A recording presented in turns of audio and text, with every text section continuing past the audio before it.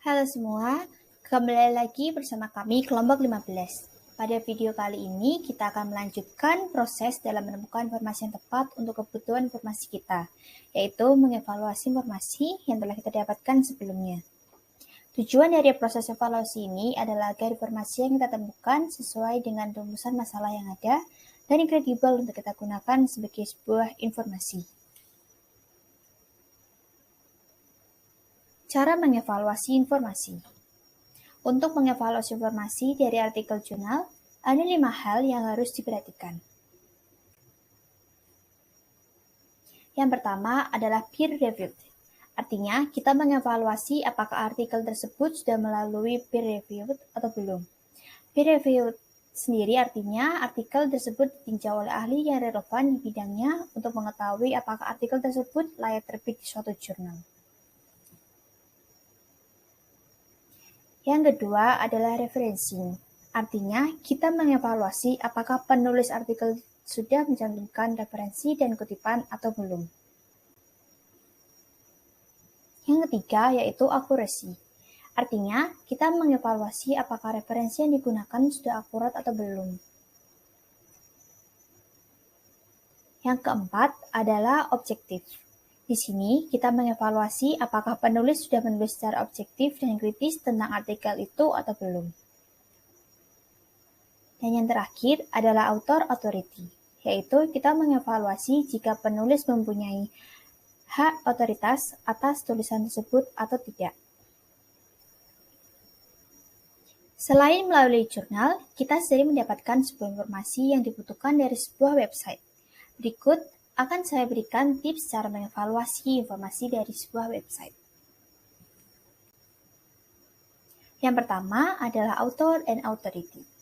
Dalam author and authority ini kita bisa lihat apakah penulis punya hak otoritas dalam menulis artikel web tersebut atau tidak. Yang kedua adalah accuracy and completeness. Dalam accuracy and completeness kita bisa melihat apakah dalam web tersebut sudah lengkap dan akurat atau belum. Yang ketiga adalah stability. Dalam stability ini, kita bisa lihat apakah informasi yang dijadikan sudah stabil data-datanya atau belum. Dan yang terakhir adalah bias, misrepresentation, propaganda, and commercial agendas. Artinya adalah web tersebut menyediakan informasi yang bersifat tidak sesuai atau mempropagandakan suatu keadaan atau malah bersifat bias atau tidak. Dan yang terakhir adalah bias, misrepresentation, propaganda, and commercial agendas. Artinya adalah apakah web tersebut menyediakan informasi yang bersifat tidak sesuai atau mempropagandakan suatu keadaan atau malah bersifat bias. Lalu, jika kita tidak mempunyai waktu yang banyak, kita tetap bisa mengevaluasi informasi tersebut secara instan.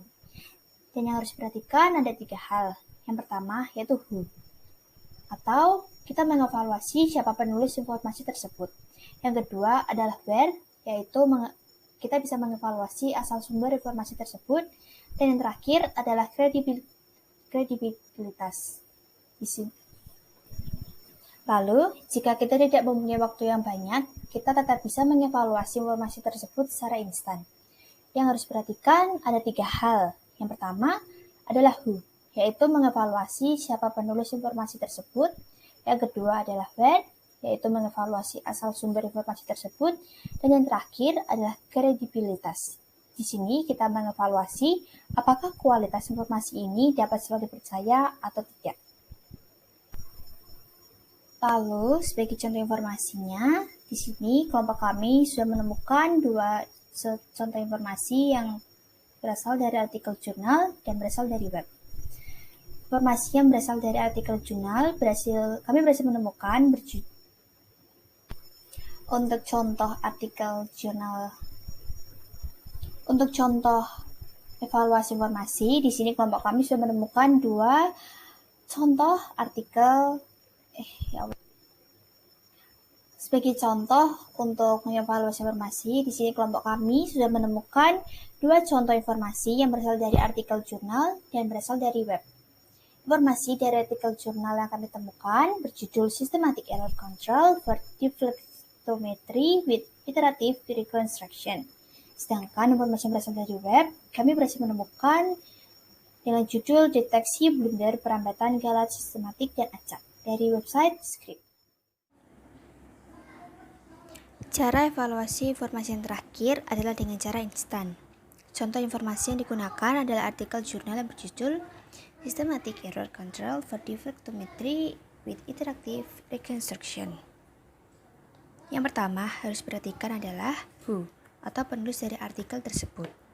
Penulis artikel ini ada 3 orang, yaitu Rueyang Wang,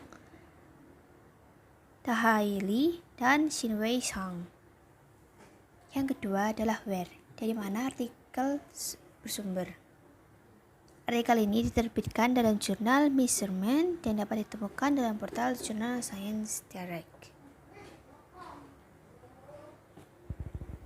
Yang terakhir adalah kredibilitas. Selama artikel ini belum atau tidak mengalami perubahan, maka artikel ini selalu dapat dipercaya dan dapat dijadikan rujukan bagi mahasiswa atau peneliti lain.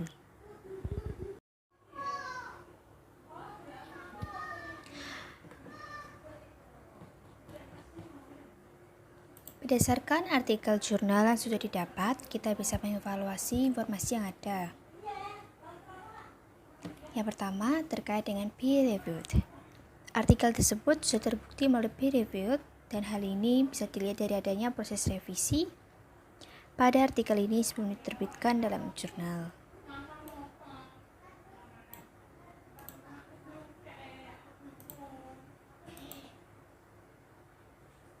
Lalu yang kedua terkait dengan referencing. Penulis juga sudah menyertakan referensi dan kutipan yang digunakan dalam artikel.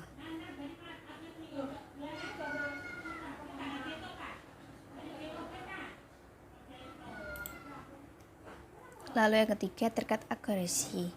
Sumber referensi yang digunakan penulis sudah termasuk sumber-sumber yang kredibel dan relevan dengan topik dari artikel yang ditulis oleh penulis. Yang keempat adalah objektif. Penulis dalam artikel ini sudah objektif dalam penulisan artikelnya, dan hal ini terlihat dari penulis menggunakan rumus untuk menemukan hasil dari topik yang diteliti penulis.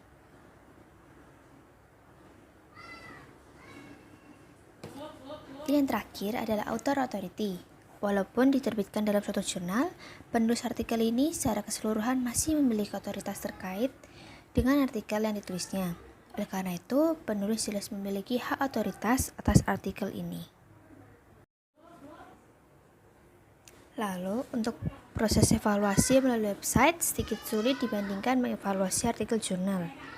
Di sini saya akan memberikan salah satu contoh dokumen yang sesuai dengan rumusan masalah, tetapi saya mendapatkannya pada salah satu website di Google.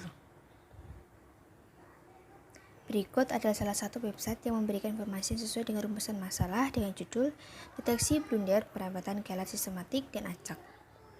Kita akan mengevaluasi dokumen tersebut dengan cara mengevaluasi informasi dari web atau online yang telah dijelaskan sebelumnya. Yang pertama, apakah penulis memiliki hak otoritas dalam menulis di website tersebut?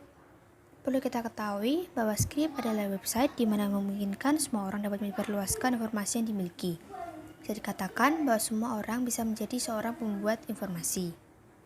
Untuk melakukan penguploadan, pembuat informasi perlu mendaftarkan dirinya melalui email.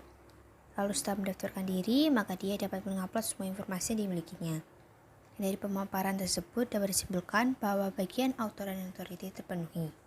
Karena penulis atau pembuat informasi telah mendaftarkan dirinya pada website tersebut dan berhak untuk mendapatkan kebebasan untuk memperluaskan informasi yang dimilikinya.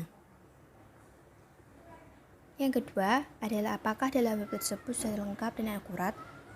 Sesuai dengan pemaparan sebelumnya, website Script memberikan kebebasan untuk memperluaskan informasi yang dimiliki penulis. Sehingga untuk pernyataan bahwa apakah di dalam website tersebut sudah akurat bisa dikatakan belum akurat. Karena setiap orang memiliki pandangan dan pengetahuan akan informasi yang berbeda-beda. Website Script juga tidak lengkap karena tidak semua informasi disebarluaskan dalam website tersebut. Atau bisa dikatakan tergantung dari penulis akan mengupload informasi jenis apa dan mengenai hal apa. Yang ketiga adalah apakah informasi yang disajikan sudah stabil data-datanya.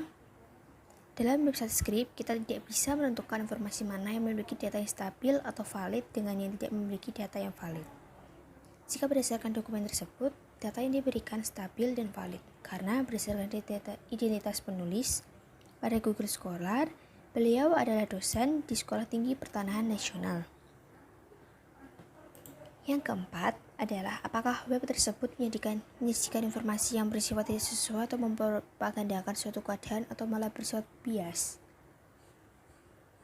Dalam akun Scribd sebagian besar tidak melakukan informasi bersifat propaganda, karena tujuannya adalah memberikan informasi kepada masyarakat.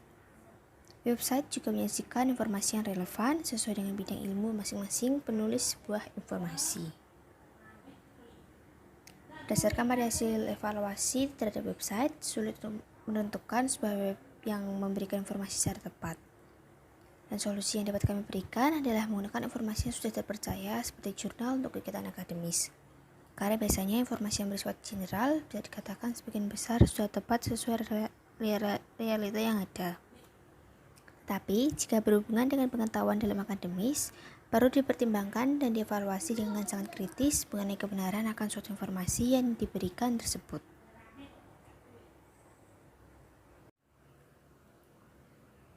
Evaluasi adalah hal yang sangat penting dalam mendapatkan suatu informasi, dan juga bisa dikatakan proses yang cukup sulit, karena dibutuhkan kemampuan berpikir kritis untuk mengevaluasi sebuah informasi yang didapatkan. Jika sebuah informasi tidak dievaluasi secara baik oleh penerima informasi, maka akan menyebabkan hal yang fatal seperti informasi tersebut akan menjadi sebuah pengetahuan bagi seseorang. Sekian untuk video modul 3 ini. Semoga informasi yang diberikan dapat berguna bagi semuanya. Mohon maaf jika ada kekurangan dan kesalahan. Sekian dan terima kasih. Sampai jumpa di video modul selanjutnya.